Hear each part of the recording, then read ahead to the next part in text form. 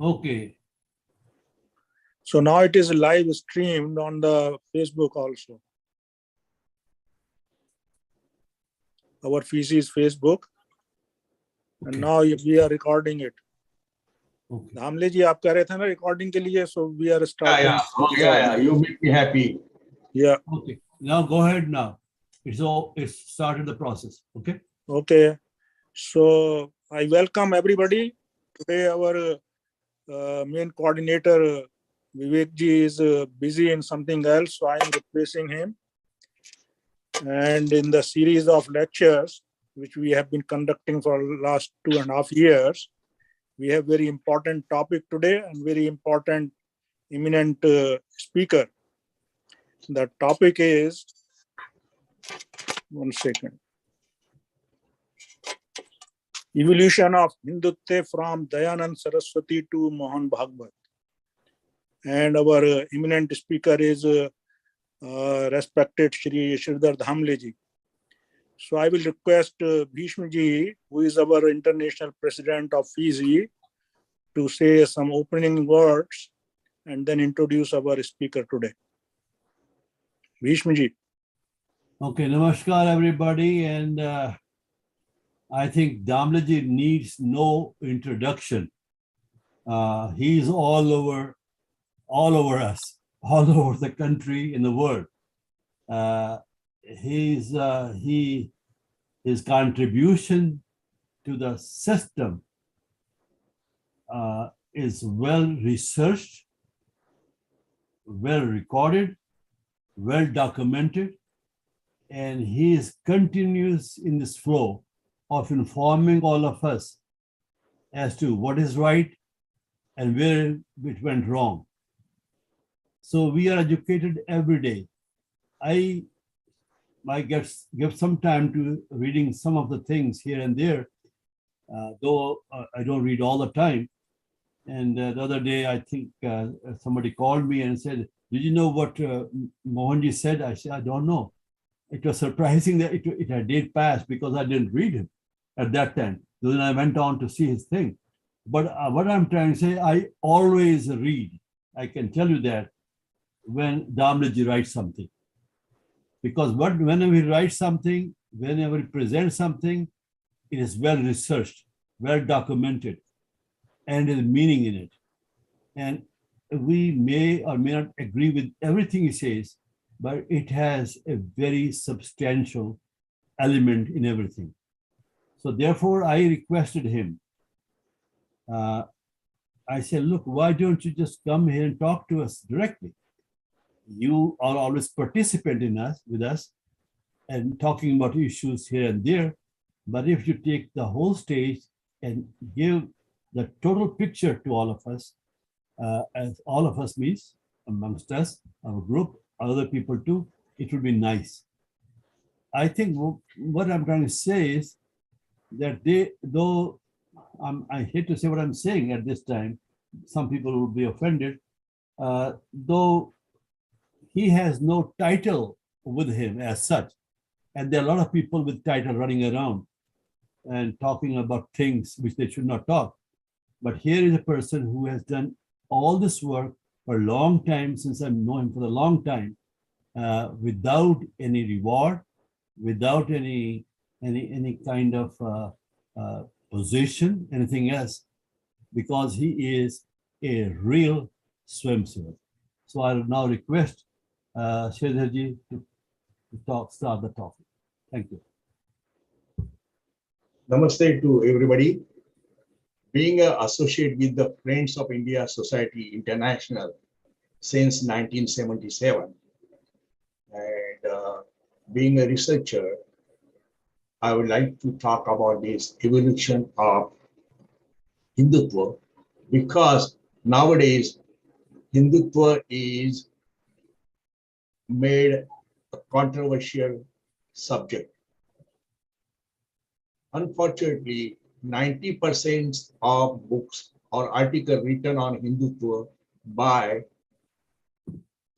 critics who has their ideological opponent agenda, and 10% of pro-Hindutva books are either related to the one particular person or one particular school of thought or one particular denomination.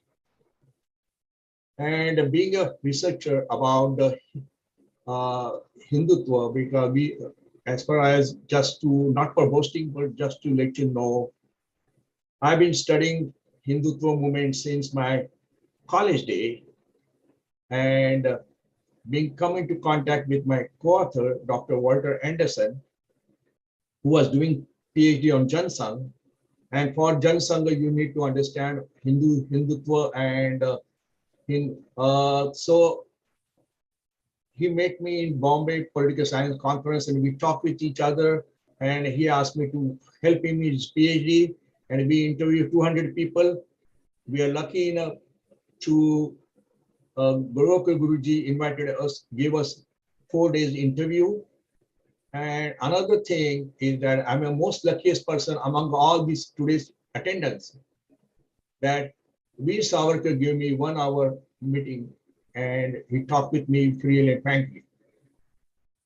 So I was reading about this Hindutva thing, and when I realized Hindutva is used as a punching bag for political purpose or ideological criticism. So talking about that, so let me give you Hindutva, about some history of Hindutva.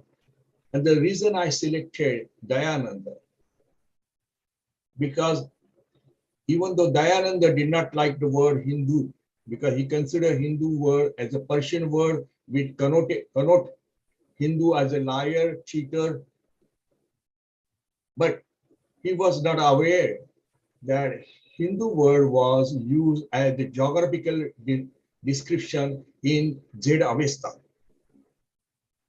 And even the Chinese language also use the Hindu as Hindu. Of course, the Prithviraj Chauhan time, they use the word Hindu used many times. But as a political thing, the Hindu come into the, after the articulate presentation of academic presentation by Veer Savarkar in his Hindutva book. But before I go that in detail, I want to, the reason I present talking with you is that I mean, being Maharashtrian, Marathi speaking, I read Hindi books and English books, but my most of readings are Marathi books. And I realized in 18th century or 19th century or 20th century, so many prominent people in the various fields of political, reformist, educationist, journalist, and among the politicians, liberal activists like Lokmanya Tilak, a Congress leader, and revolutionary and Hindu nationalists. All these people are pro-Hindu minded. And I can give a couple of names that just to inform you. First journalist, Marathi journalist, Bashasti Jambekar, he was a pro-Hindu and advocate of free India. Then the Vishnubhua Brahmachari, his name is Vishnu Bhikaji Gokhale. He wrote 1847, the booklet, which are similar to Marx's Communist Manifesto. Gokhale did not read German, but the views are said.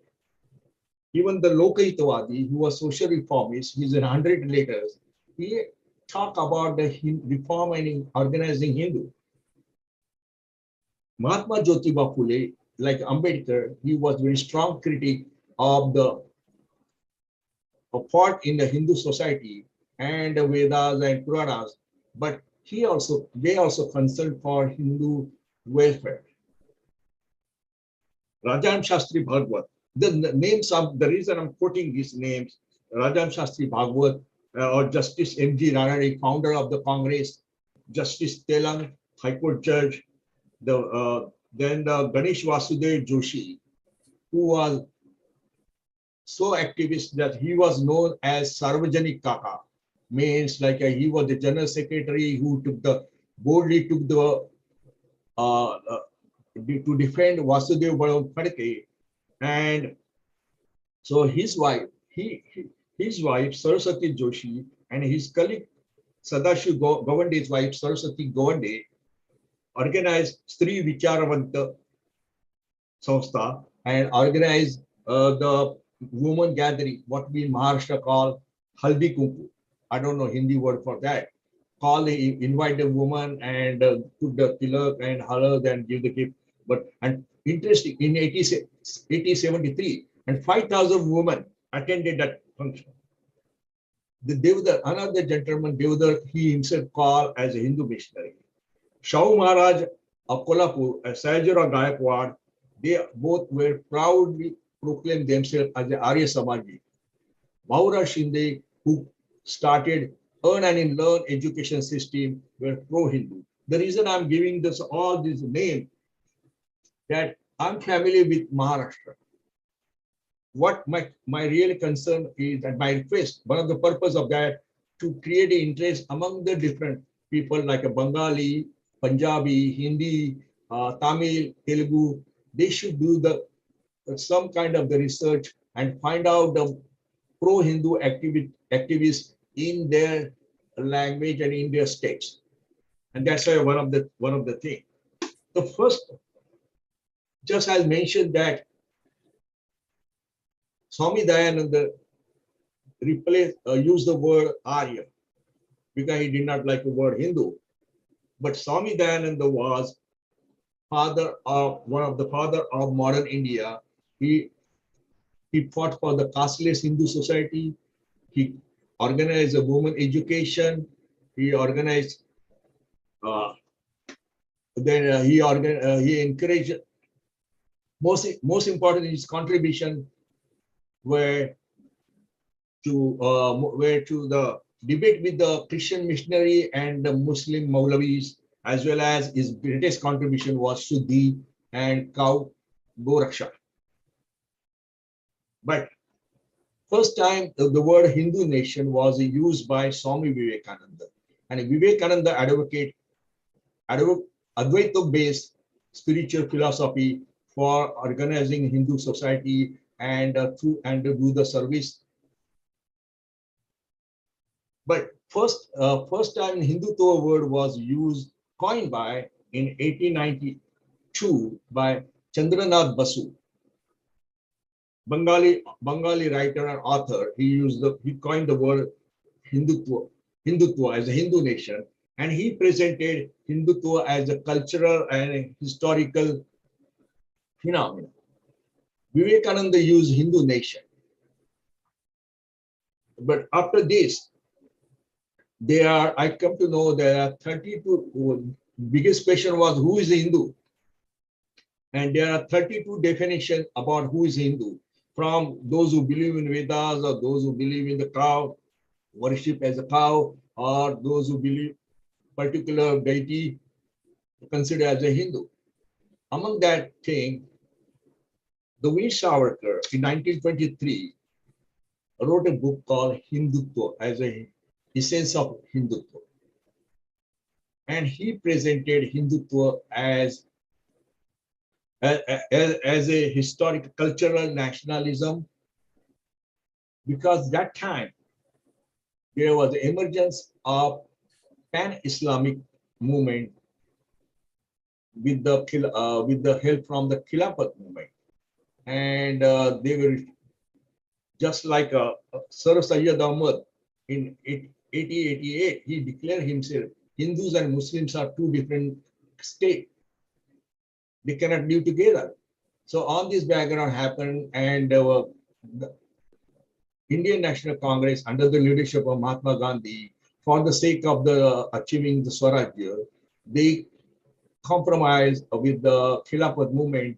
And so for this time, the Savarkar presented Hindutva as a cultural movement, historical, common history, common enemy, and common tradition. with this thing happening, there are some of the people also, but biggest question was Hindutva in action.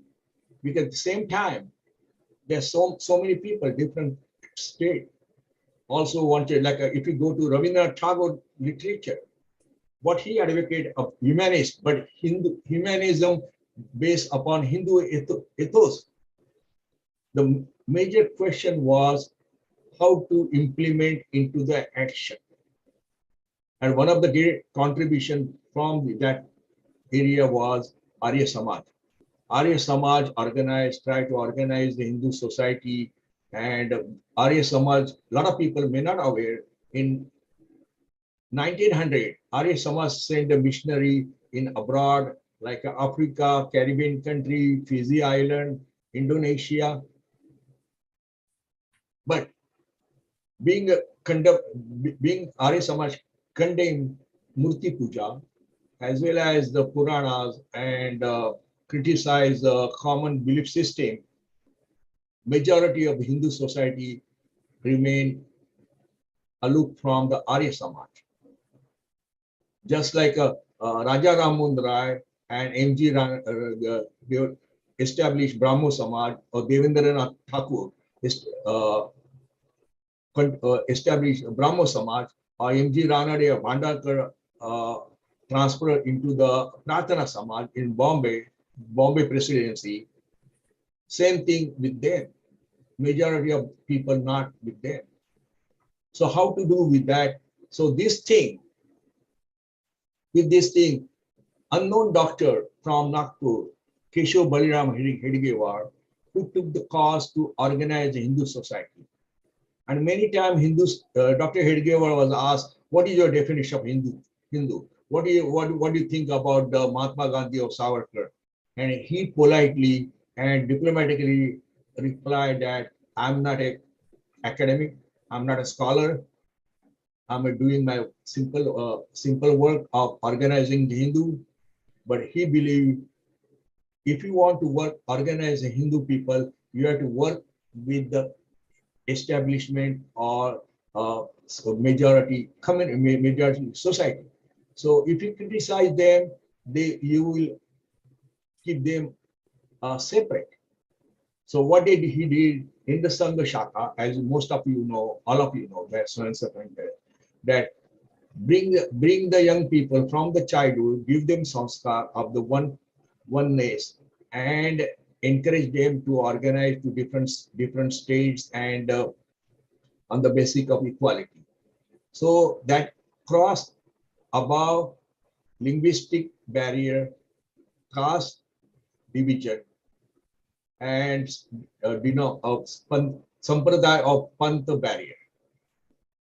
And while this do that, same time he avoid taking any extreme position. While that, if necessary, we should take an action as a apadharma, what we call apadharma.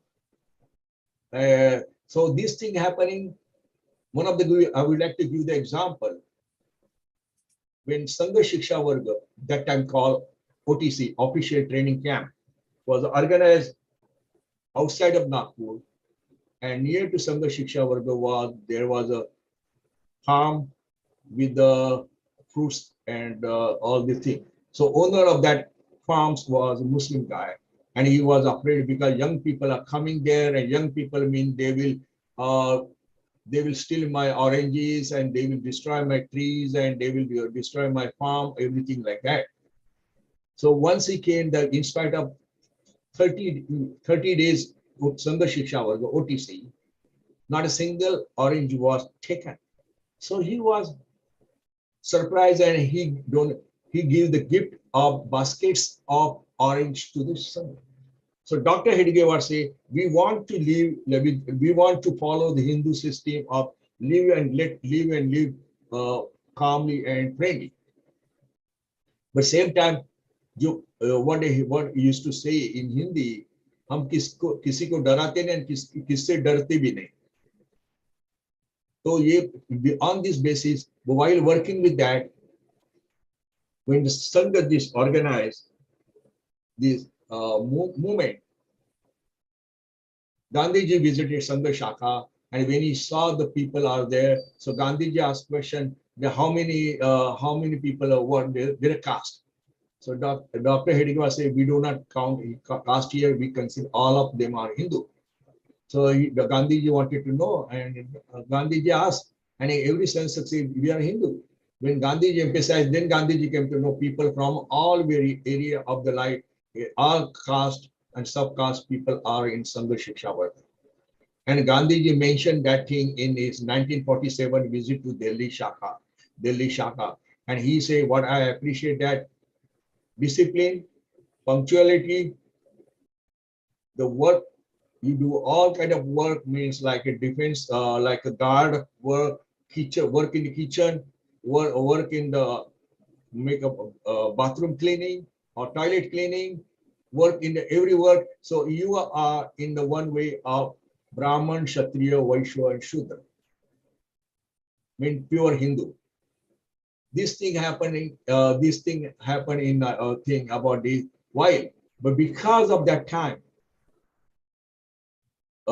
Muslim right in India, the need of the time was defense of Hindu and Congress advocate Indian nationalism, which compromise and give the concession to Muslim. Like give an example, there was a PhD study on Central Province area, and there was a hardly 12% Muslim in Central Province, but they wanted in job 50% job. So this thing happening rather than one man, one voting job according to the merits, these are giving the special concession Congress tried to do for the good intention for achieving this independent, the number one. But same time, there was a strong popularity of pan-Islamism, and pan-Islamism led to the Pakistan concept and communal right. And if you go to communal right report, I was in the Calcutta, and I got access to the CID report of Naukhali and Calcutta killing. It's a shocking. But same thing about Punjab and the thing. So that time the RSS has to defend Hindus and evacuate Hindu from Western India, West India, like Sindh, Punjab, Northwest frontier area. So among the people image RSS as a paramilitary of police force of Hindu society, which RSS never liked that idea. RSS consider its organization as a rather than organization within the society, and then the RSS goal was whole society should organize and they do voluntarily come forward and do what in America we call citizen duty and law and order rather than taking any esteem order. But using their 1947 November meeting of chief minister of various states, and since the RSS work in the Punjab in the northwest frontier, the chief minister were up and home minister were afraid that coming election will affect to Congress. So they were talk about the ban the RSS, but they say if we ban the RSS, in now the RSS it will backfire more. So wait for the right opportunity. And Gandhi assassination was used as a right opportunity to ban the RSS. Interesting to know, Nathuram Godse was active workers of Hindu Mahasabha, but Hindu Mahasabha was not banned. So coming that after this, RSS got a stigma about this, along with the fascist or paramilitary and its Hindu extremists. In 1950, when India became independent, new constitution came out. When the talk about the formation of the new political party by Dr. Shama Prasad Mukherjee, some people wanted the name Jan Sangh as a Hindu Sangh. It was Goroke Guruji also, along with Dr. Mukherjee, say no, in pre-India, they should, all organizations should be open to all. It should not be only one community only. And that's why if you look at all Sangha Parivar organizations except Vishwa Hindu Parishad, the name are Akhil Bharti and open to all. So while this thing happened, we noticed that in 1949, after the lifting the ban, Gorakha Guruji gave a whole 1 week talk to the prominent sons of in Nagpur. And there he outlined about the future action. But that was during the partition time, and then forthcoming election, it was not pay attention. So again, he talked to the Sindhi Baitak, 1953, and in which one of the topic was Sangha Karya Ka Jagatik Lakshya. So what he's advocate about Advaita-based spiritual philosophy as a Hindutva, and that we describe in our Brotherhood Saffron book as a positive Hindutva. But still the time was not right. So in 1968, when the Iranian journalist met Guruji, interview Guruji, and in that interview, openly say, Guruji say, when he asked question, Guruji, who are the hindrance to make Indian as a one? Politician? Guruji say, yes, politician, but along with politician, the so-called religious leader, ambitious religious leaders. And there should be open dialogue, but dialogue with the friendship, love, and affection, rather than calling only my religion is superior. So, but time was not, but this Guruji message was well noticed by next Sarasanga Chalak Balasaheb Devras. And Balasaheb Devras, along with the Bhaura Devras, encouraged Sudarshanji, that time who was a Bauddhik Karyava and who has an interest in academic interest as well as a very sharp intellectual person, to encourage to have the dialogue with the Christians and Muslims. And I can quote that head of the history department of Pune University, Sripati Shastri, and MG along with Babura Vaidya were asked to select the right people for the dialogue with the Muslims and Christians. And Sripati Shastri gave the talk with the Christian seminary in Pune, and that which is published in book form also. And while having the dialogue, I still remember when I interviewed Balasaheb Devras in 1983 and 1988. In 1988, Ram Janmabhoomi movement was there. And I asked Balasaheb, I do understand the confrontation, but what about the assimilation? And he said, we are trying, but unless we get a positive response, we cannot. So idam shastram, the two-way Hindutva of Balasaheb Devras that time. And when the Sudarshanji, after the Sudarshanji, when Mohan Bhagwat became a Sarasanga Chalak, he also advocated. Keep in mind, Sudarshanji was one of the person who encouraged the formation of Muslim Rashtriya Manch. Today, Muslim Rashtriya Manch has 1 million members. In their first conference in 2003, they passed the resolution that Muslims should give back the Ram Janmabhoomi to Hindu that belong to Ayodhya, Kashi, Mathura belong to Hindu. In 2008, they collected almost like 1 million signatures for ban on the cow slaughter. And surprised to know there are more than 100 Goshala operated by Muslims. So rather than having the stereotype image about the Muslims, the Muslim Rashtriya Mancha presented in the one way as Balasaheb Devras and Gorakha Guruji say, Hindu means are those who consider Bharat as a as motherland and Bharatiya Sanskriti and proud of the Bharatiya Sanskriti. Not necessarily they should consider Rama Krishna as a god or Gita or as a holy book, but they should proud of all these things as a cultural heritage. So during my second book,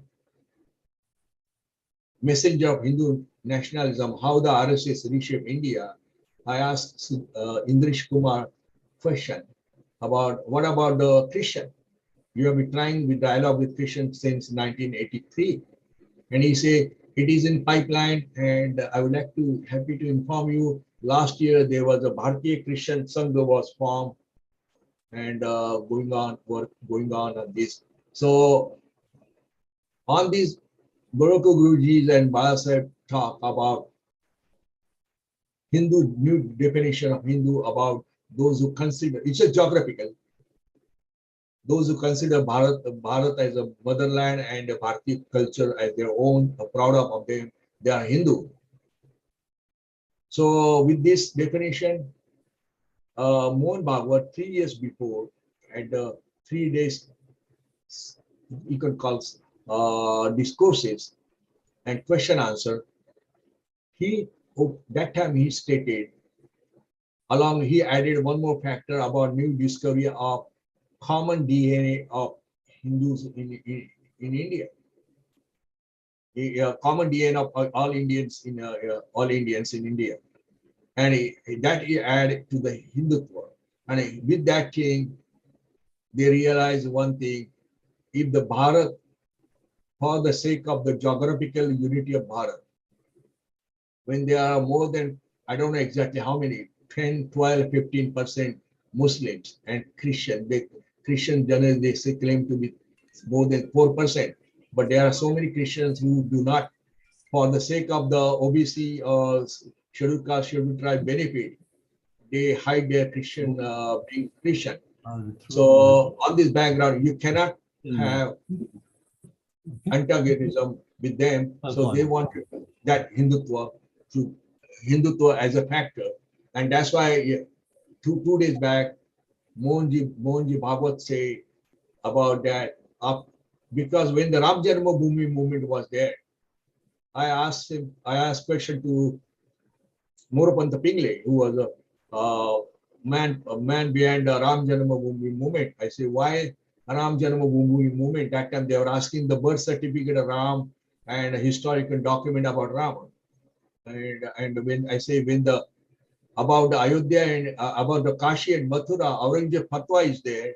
Why didn't you start movement at Kashi or Mathura? And he said his practical answer was, in UP, Rajasthan, Madhya Pradesh, Maharashtra, Andhra Pradesh, and some part of Gujarat and Western Bihar, Ram has deep-rooted among the rural Indian Hindus. Because in 1959-60, Hindu Mahasabha started agitation for liberation of Kashi Vishwanath, which did not work out. And I say, what about Kashi and Mathura? And he said, once Ram Janmabhoomi issue over, the Kashi Mathura will easily fall. And on this background, when the Ram Janmabhoomi Supreme Court judgment given, now about Kashi and Mathura, you need only permission from the court to historical excavation as well as then the court decision. So rather than agitation, Sangha will not do the agitation, but Sangha will, but he diplomatically, he did not put the second part, Sangha will not do agitation, but he did not say that Sansad are free to do. As a citizen and as a Hindu, they are free to fight. Okay. He wants society, one thing he realized, the society aware and the local society, they are taking forefront initiative for this local issue.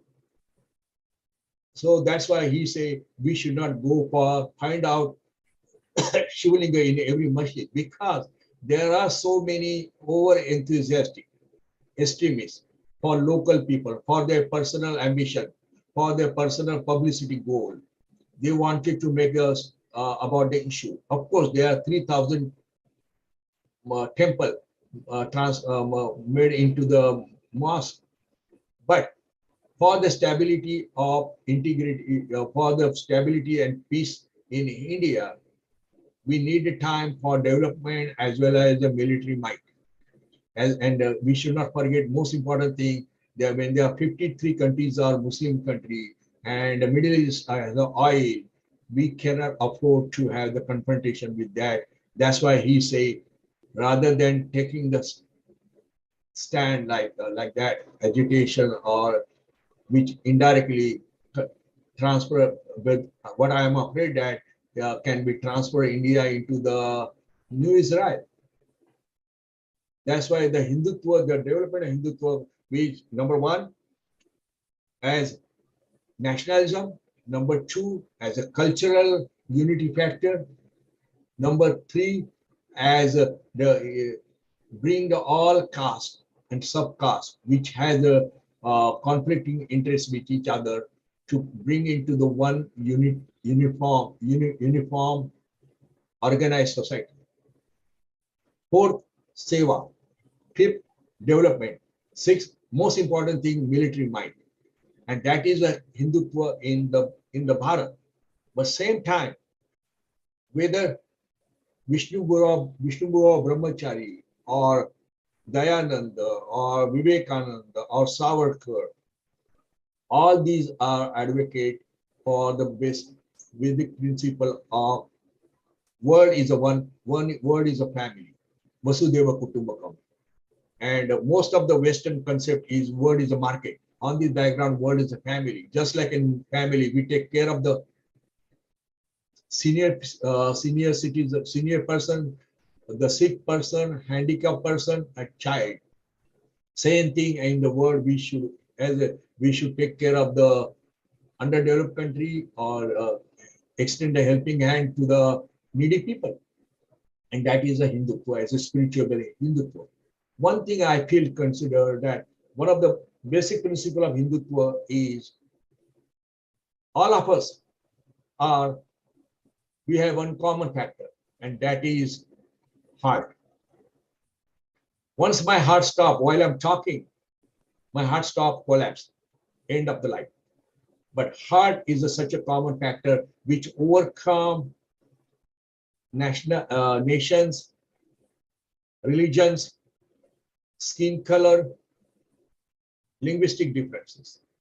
And that is that Hindu ethos, Hindu spiritual principle, not only applied to limited to the human being, it's applied to the animal, birds, trees, water, everywhere.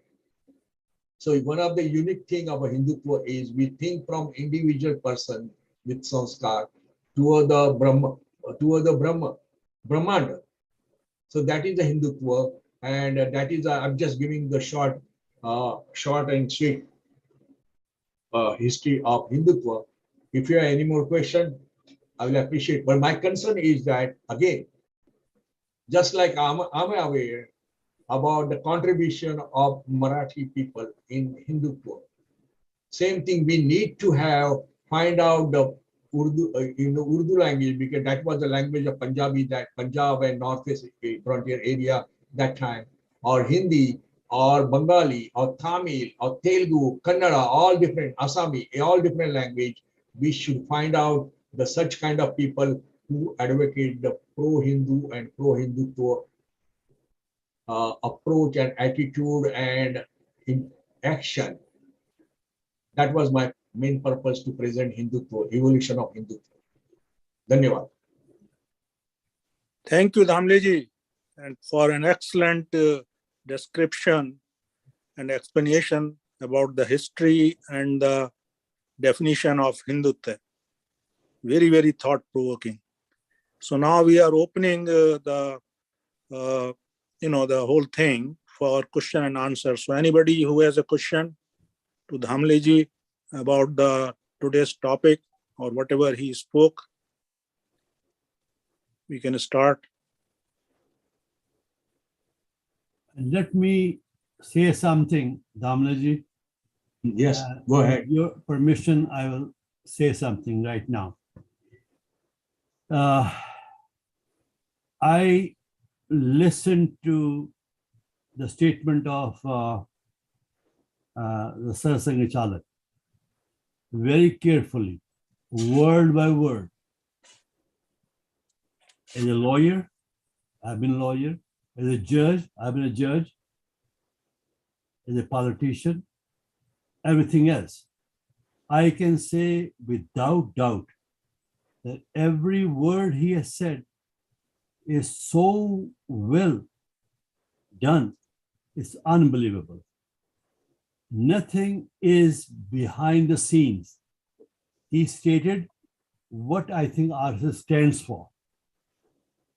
And I think it is total honesty of the person who's in charge of this organization. That this organization has been very, very honest from day one. What the organization goals are, what happened. He very mildly stated that one time we people ended up helping by some sort of Ram Janmabhoomi issue हमने साथ दिया. What I'm trying to say is, it is not the ideology and the working of the RSS to do any kind of facade or any kind of, they have a system, and that system is so glorious that's why you have people like Atalji or Modi ji now, or other people who have come up of that basis. So therefore, I had to say this because I felt very strong about it. Thanks to Dinesh ji, he told me that there's a speech there. I didn't know about that. When I read that, and I was totally pleased with that statement. Not even a single word was anyway, there was nothing to be missing. So thank you, Dinesh ji, for alerting me, because Thank you. I want to add one more thing. What Bhishmaji said, Mohanji openly said that what he talking about, the view with the consultation with the sons of the RSS. When he interviewed us, give an interview, he told us frankly and honestly that I'm talking to you as a service Sangachalak. I'm talking to you the view of the RSS. I discussed with this thing with my Karyakarani, and now they have more than 200 people, 4 group people with them, and Pranta Pracharak, Kshatriya Pracharak, Pranta Sangachalak, Kshatriya Sangachalak, two other city area. And I'm presenting you their point of view. And he said, he uttered the same thing in his speech also. Anyway, and no, I'm not about to discuss this whole thing more than this, but I wanted to say this categorical once for all. That is my feeling. Of course, everybody can have his own feeling about it, but you're right what you said. Anyway, thank you. Please continue. Okay, anybody has any question? Damleji, I joined a bit late, so I'm very sorry that I missed the beginning part. But it is very interesting. Today is June 6th. June 6, 1674 was the day when Chhatrapati Maharaja Shivaji was coronated. And I think even before Swami Darayanand Saraswati and others, it was a concept of Hindu Padashahi that came with coronation of Chhatrapati Shivaji, and later on during the time of Peshwa Balaji Rao Ballad. So the concept of Hindu nation is actually much earlier, predating, starting from Hindu Padashahi. Any comments? Yeah, one thing I would like to comment that when I met Savarkarji, Veer Savarkarji, he gave me the copy of his Hindu Padashahi with his signature as a gift to me. So one way, Shivaji Maharaj was the father of modern India, not only as a first sovereign Hindu king.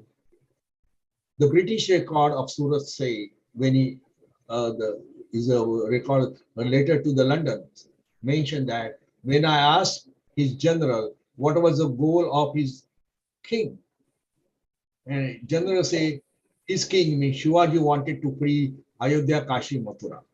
At that time, Shivaji has a less than 2.5 district kingdom. But think about the Kashi, Ayodhya, Mathura. Same thing when his coronation, the river from Sapta river, from Sindhu to the all Kaveri to all Brahmaputra, brought it there. So this thing, yes, along with that, he established Navy, he established espionage system, intelligence system, and same thing we can say about, interesting to know that when he was in the Rajapur, Konkan area, there was the Dutch post, trading post. And there Shivaji Maharaj found the printing press. And he made an inquiry, what was that? And when he was told printing press, he wanted to have that thing in India. Had Shivaji Maharaj succeeded to bring the printing press in that time, India would have changed. So that is the thing different. Yes, the reason I mentioned Dayananda to Mohanji Bhagwat is that there is an emergence of Hindu nationalism in Bharat. There was the Indian nationalism, which is a copycat of European nationalism. Considering those who are under the British rule are one. They forgot the division among the Hindu Muslims, different groups. Plus, they forgot their caste among the Hindus. But they believe, like a Hindu is gullible. They believe that, oh, those who are British rule, they are one. And to attract the Muslim, they offer the free railway ticket and lodging boarding to the Congress session. I'm talking early Congress session. So these are things happen. Number one, the Khilafat, after the Khilafat movement, Pan-Islamism, emergence of Pan-Islamism with the violent nature. So there was a basic of Hindu nationalism based upon the secular principle of one man, one vote, equality before the law, and job according to merits. So that's why I selected from Dayananda to Mohanji Bhagwat. But my basic interest is that to request you, the people, if the person is Tamilian, find out such kind of people in Tamil literature or Tamil history or Bengali or Punjabi or Gujarati, all these areas. Interesting thing I want to share with you about that. When Shyamji Krishna Verma from Kutch, Gujarat, when he was in London, he wrote a letter to Lokmanya Tilak to have missionary, Indian missionary, Hindu missionary. The concept was so many people. There was a prominent Congress leader, barrister Govindrao Deshmukh in Nagpur. He claimed that idea of RSS was his idea. I just say, I agree with you. Idea was yours, but who implemented the idea into the practical reality? Dr. Keshav Baliram Hedigevar, not Govindrao Deshmukh. So my point is that how to implement action number one, organize the society.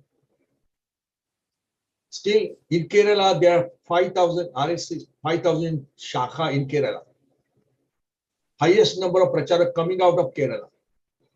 Still, the BJP is not capable to winning the one seat in the Kerala Assembly. So some of the practical difficulty we have to accept, and that RSS unique criteria. There are two things. They go with the down to the earth practical reality. I was asked question, why the RSS selected Deen Dayal Upadhyay by India Today? And I gave the answer because most of the RSS pracharak were Maharashtrian at that time. And they were under the influence of Savarkar Hindutva, which was based upon the science and strongly criticizing the belief system of the Hindus. And some of the Gundava Pracharak from Punjab area were Arya Samaj. So traditional ruler-based Hindu community people were not feel these people are our. So RSS selected, Goloka Guruji selected, Deen Dayal Upadhyay, gold medalist person who born in the family, who was an orphan, who born in the rural area, who was the best organizer and best thinker and giving the responsibility to work in the junction. So to select the right person for the right cause, that is another thing. And go with the time and change with the time. That is the important thing. And that's why Muslim Rashtriya Mancha or Bharatiya Christian Sangha or what is the Sikh group organization? I forgot the name. Rashtriya Sikh Sangat. Rashtriya Sikh Sangat. Rashtriya Sikh Sangat. Rashtriya Sikh Sangat. Yeah. So these are the coming of organization we can see. And now they are working with the abroad. So another purpose about that, my interest that since our critic, they realize they cannot win the election. They could not get the space in the media also, except the few media like Indian Express, Hindu, or Telegraph. They cannot get the space in media or TV. So now their foot soldiers are academic and Western media. And next 25 years, we have to face them. And 90% I have seen the books and articles written by critics of or Hindu phobia critics. And 10% books are written by those who are written, but it's not that kind of thing. So when the Peter Frederick presented 96 pages, correct me, I may be wrong, but 96 pages paper with the academic style data, he was given the proper answer by Dr. Milinda, I got the last name, from Australia, professor from Australia. So we should read that and we should prepare ourselves how we can encounter this kind of academic attack upon Hindu. Okay, we have some time just for one more questions. Anybody?